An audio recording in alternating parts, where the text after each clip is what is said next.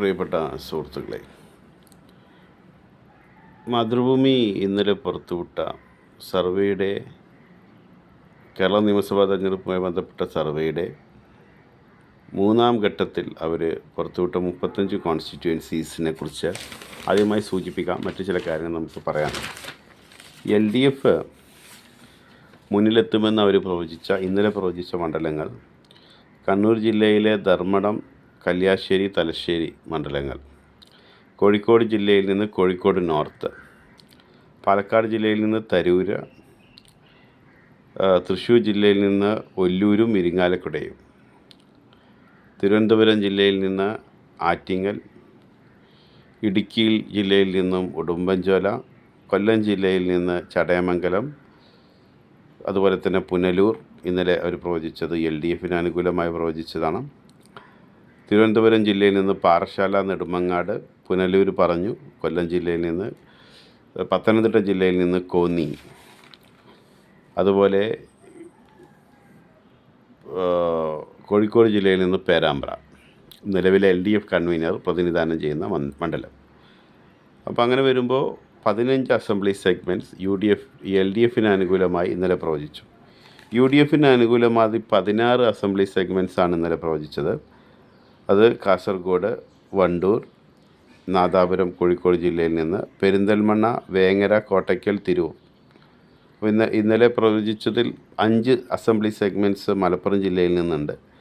വണ്ടൂർ, പെരിന്തൽമണ്ണ, വേങ്ങര, കോട്ടയ്ക്കൽ, തിരൂർ. ഞാൻ ശ്രദ്ധിച്ചൊരു കാര്യം, ഇതുവരെ അവർ പ്രവചിച്ച സീറ്റുകളിലൊന്നും LDFന് മുൻതൂക്കം മലപ്പുറം ജില്ലയിൽ നിന്ന് പ്രവചിച്ചിട്ടില്ല. 16 സീറ്റ്. പൊന്നാനിയും വള്ളിക്കുന്നും ബാക്കിയുണ്ടെന്ന് തോന്നുന്നു. പുതുപ്പള്ളി, മണ്ണാർക്കാട്, പുതുപ്പള്ളി കോട്ടയം ജില്ല, മണ്ണാർക്കാട് പാലക്കാട് ജില്ല, ആലുവ എറണാകുളം ജില്ല, തൃക്കാക്കുരയും എറണാകുളം ജില്ല, കടുത്തുരുത്തി കോട്ടയം ജില്ല, അമ്പലപ്പുഴ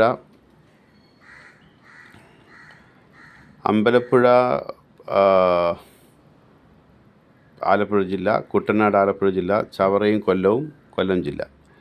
കടുത്ത മത്സരം നിലനിൽക്കുന്നതായി അവർ പ്രവചിക്കുന്നത് കുന്നമംഗലം കോഴിക്കോട് ജില്ലയിൽ നിന്ന്, എറണാകുളം ജില്ലയിൽ നിന്ന് ഇപ്പോൾ കേബാബ് മത്സരിക്കുന്നില്ല എന്ന് പറയുന്ന തൃപ്പൂണിത്തറ, അതുപോലെ പത്തനംതിട്ട ജില്ലയിൽ നിന്നുള്ള ആറന്മുള, അതുപോലെ തിരുവനന്തപുരം ജില്ലയിൽ നിന്നുള്ള കാട്ടാക്കട.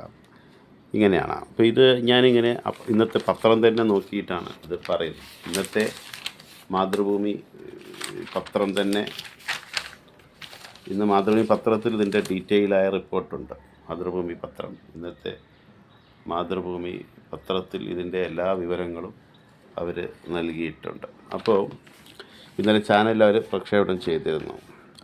അതുപോലെ മന്ത്രിമാരുടെ പെർഫോമൻസ്, മികച്ച മന്ത്രി KB ഗണേഷ് കുമാർ, V ശിവൻകുട്ടി, മുഹമ്മദ് റിയാസ്, വീണ ജോർജ്, P രാജീവ്.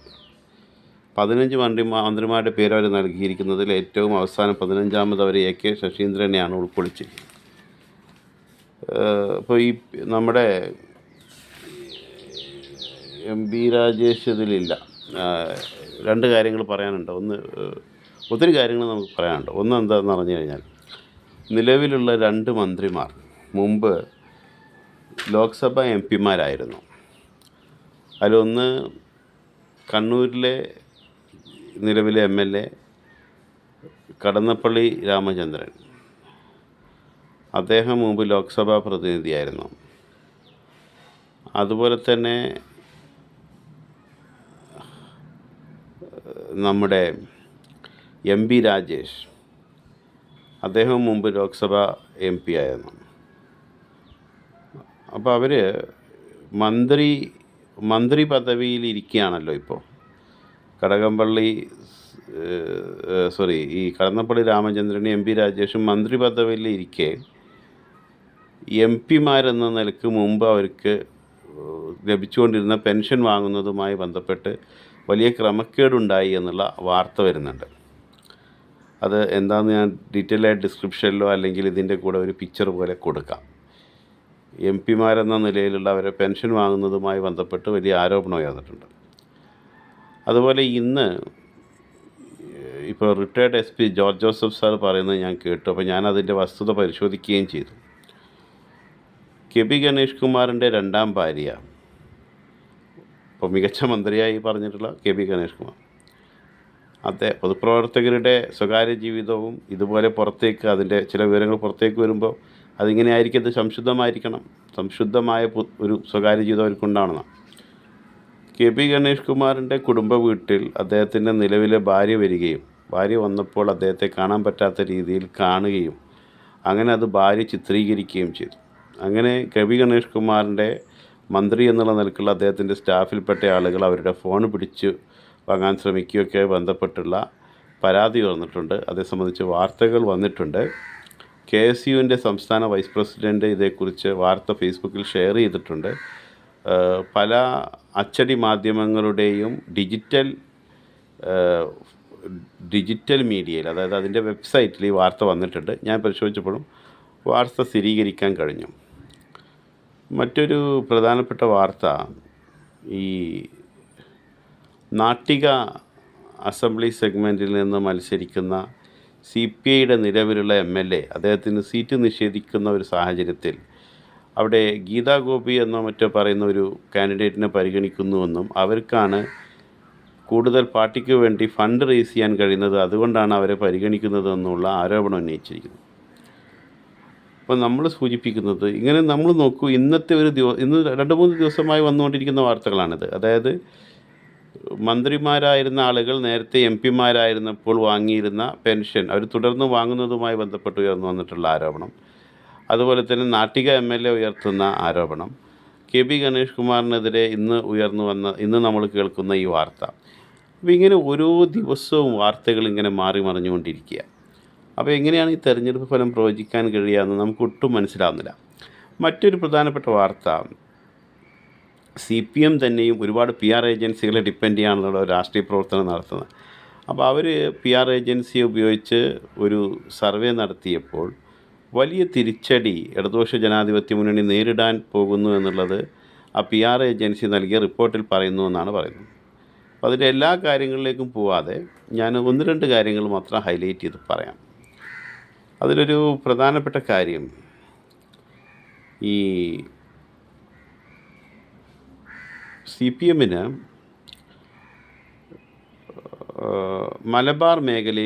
മലബാറിൽ നിന്നും മധ്യ തിരുവിതാംകൂറിൽ നിന്നും മാത്രമായി 40 CPM എന്ന് പറഞ്ഞാൽ ഇടതുപക്ഷ ജനാധിപത്യ മുന്നണിക്ക് ഈ വരാനിരിക്കുന്ന നിയമസഭാ തെരഞ്ഞെടുപ്പിൽ കാസർഗോഡ് മുതൽ ഏറെക്കുറെ ഇടുക്കി, കോട്ടയം, എറണാകുളം വരെയുള്ള ആ ജില്ലകളെ നമ്മൾ നോക്കിക്കഴിഞ്ഞാൽ, അതായത് കൊല്ലം, പത്തനംതിട്ട, ആലപ്പുഴ, തിരുവനന്തപുരം ഒഴിച്ചുള്ള ബാക്കി ജില്ലകളിൽ നിന്ന് തന്നെ ഇടതുപക്ഷ ജനാധിപത്യ മുന്നണിക്ക് 40 സീറ്റുകൾ നഷ്ടമാകും എന്നാണ് പറയുന്നത്.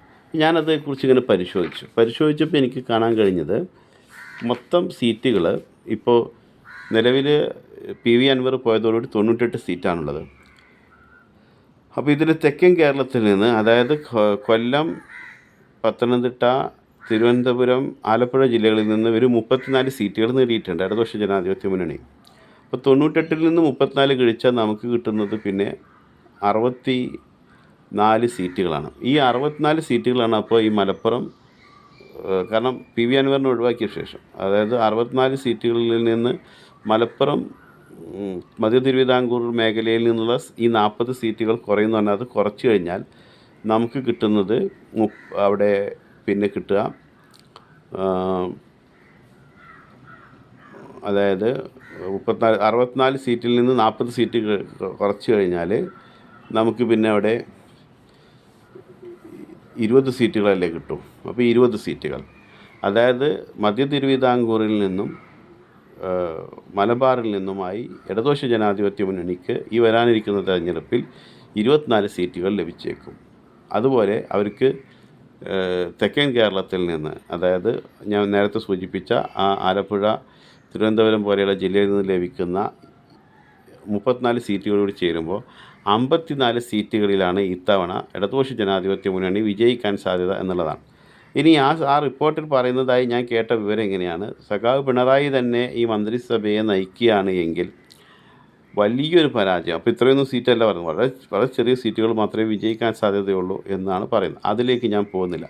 നമുക്ക് ഇങ്ങനെ ഒരു അവസ്ഥയിലാണുള്ളതെന്ന് നമുക്ക് തൽക്കാലം പറയാം. അതേസമയം ആ സർവേയിൽ പറഞ്ഞിട്ടുള്ള 1-2 കാര്യങ്ങൾ ഞാൻ സൂചിപ്പിക്കാൻ ആഗ്രഹിക്കുകയാണ്. ഇപ്പോൾ മാതൃഭൂമി പറഞ്ഞിട്ടുള്ള കാര്യങ്ങളൊന്നുമല്ല ഈ തെരഞ്ഞെടുപ്പിനെ സ്വാധീനിക്കാൻ പോകുന്ന വിഷയങ്ങളായിട്ട് വരുന്നത്. ഏറ്റവും പ്രധാനപ്പെട്ട വിഷയം ശബരിമല സ്വർണ്ണക്കൊള്ള തന്നെയാണ്. അപ്പോൾ കേരളത്തിലെ ഈ ഭൂരിപക്ഷ അതായത് കേരളത്തിലെ ഇടതുപക്ഷ ജനാധിപത്യ മുന്നണിയുടെ ശക്തി കേന്ദ്രങ്ങളെന്ന് പറഞ്ഞു കഴിഞ്ഞാൽ താരതമ്യേന ഹിന്ദു പോപ്പുലേഷൻ കൂടുതലുള്ള ജില്ലകളാണ്. അപ്പോൾ അവിടങ്ങളിലെല്ലാം തന്നെ ഈ ശബരിമല അയ്യപ്പൻ്റെ, അതായത് തങ്ങളുടെ ദൈവത്തിൻ്റെ മുതൽ, അവരുടെ സ്വത്ത് മോഷ്ടിക്കാൻ കൂട്ടുനിന്നവരാണ് ഇടതുപക്ഷത്തെ നേതാക്കൾ എന്ന് വരുന്നതോടുകൂടി വലിയ തിരിച്ചടിയാണ് അവർ നേരിടാൻ പോകുന്നത്.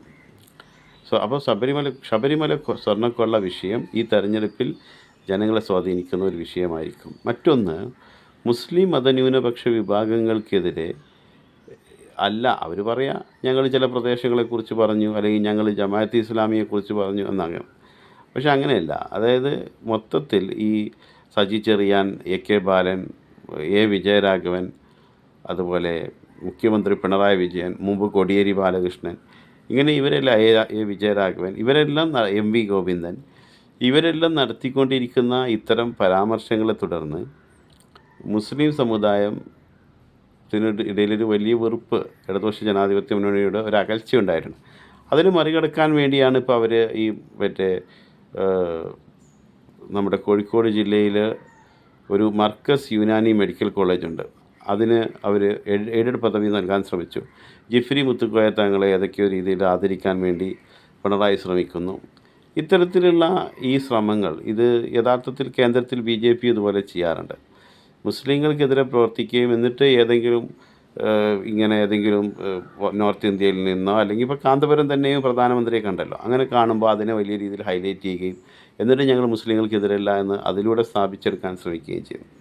അപ്പോൾ ഇത് മാത്രമല്ല, അവർ ഈ PR ഏജൻസി പറയുന്നത് ഈ ഇത്തരത്തിൽ ഇവർ നടത്തിക്കൊണ്ടിരിക്കുന്ന ഈ ശ്രമങ്ങൾ അത് യഥാർത്ഥത്തിൽ ഹൈന്ദവർക്കിടയിലെ, അതുപോലെ തന്നെ ക്രൈസ്തവർക്കിടയിലെയും സെക്കുലർ മൈൻഡഡായ ആളുകളെയും ഇടതുപക്ഷത്തിനെതിരെ തിരിയാൻ പ്രേരിപ്പിക്കും എന്നുള്ളതാണ്. മറ്റൊരു പ്രധാനപ്പെട്ട വിഷയം ഈ ബന്ധു നിയമന വിവാദവും പിൻവാതിൽ നിയമനങ്ങളും. അതുപോലെ ആ റിപ്പോർട്ട് പറയുന്നത് ഈ ചില ആളുകളെ മത്സരിപ്പിച്ചു കഴിഞ്ഞാൽ ഈ തെരഞ്ഞെടുപ്പിൽ വലിയ തിരിച്ചടി ഉണ്ടാവുമെന്ന് പറയുന്നുണ്ട്. അതിലൊന്ന് സജി ചെറിയാൻ, 2 മന്ത്രിമാരാണ് പറഞ്ഞത്. ഒന്ന് സജി ചെറിയാൻ, മറ്റൊന്ന് വീണ ജോർജ്. അതുപോലെ തന്നെ ഈ ഷോ, അതുപോലെ തിരുവനന്തപുരം മുൻ മേയർ ആര്യ രാജേന്ദ്രൻ, ഇവരെയൊക്കെ മത്സരിപ്പിക്കുകയാണെങ്കിൽ വലിയ തിരിച്ചടി ഉണ്ടാകുമെന്ന് ആണ് ആ PR ഏജൻസി നൽകിയ റിപ്പോർട്ട് പറയുന്നത്. അതുപോലെ തന്നെ ഈ സംസ്ഥാനം അഭിമുഖീകരിക്കുന്ന ഈ സാമ്പത്തികമായ ബുദ്ധിമുട്ടുണ്ടല്ലോ, അതായത് കാര്യങ്ങൾ നടത്തുന്നതിനാവശ്യമായ പണം കണ്ടെത്താൻ കഴിയാത്തൊരു സാഹചര്യം. ഇപ്പോൾ തന്നെ ഈ സോഷ്യൽ വെൽഫെയർ പെൻഷൻ, സാമൂഹ്യക്ഷേമ പെൻഷൻ എന്നുള്ള രീതിയിൽ 2000 രൂപയായി ഉയർത്തി അത് നൽകുന്നത് കോപ്പറേറ്റീവ് ബാങ്കുകളുടെ കൺസോർഷ്യത്തിൽ നിന്ന് 9.1% പലിശക്കെടുത്തിട്ടാണ് ഇവർ നൽകുന്നത്.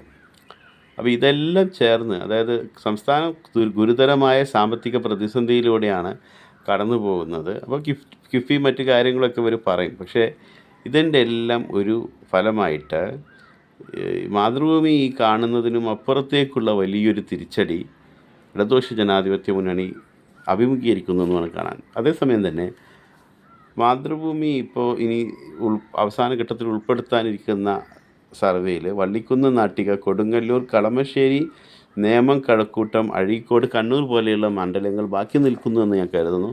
മറ്റു മണ്ഡലങ്ങൾ നമ്മൾ കണ്ടെത്തേണ്ടതുണ്ട്. നമുക്ക് കാത്തിരുന്ന് കാണാം. നന്ദി, നമസ്കാരം.